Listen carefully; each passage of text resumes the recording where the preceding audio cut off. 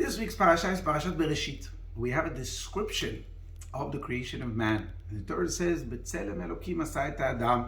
Man was created in the image of God, which of course has many interpretations. What does it mean in the image of God? Many of our rabbis and our sages each describe this word in a different way. One thing is for sure, everyone agrees that the human being, mankind, is meant to represent God in this world, and that's what it means, the image of God.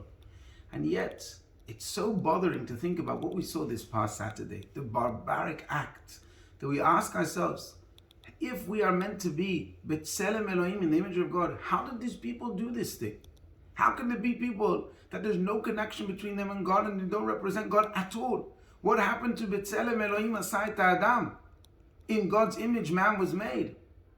And I think the answer is actually the beginning of this verse which talks about creation of man. Where the Torah starts with, Vayomer Elokim na'aseh Adam. We shall make man, God says. And now his question is, why we? Why in the plural? God made man by himself. Where does na'aseh come from? Where does it, we shall make man? And our rabbis explained that actually, yes, we human beings participate in making man. God may have made the mold. He may have given us all our talents and our abilities. But to be a man, to be a mensch, to be a good person, we have to make it. We have to take it one step further from what Hashem gives us and work on ourselves. We need to study Torah, which gives us the principles, the values, the morals, what's right and wrong. And only through them can we become a human being.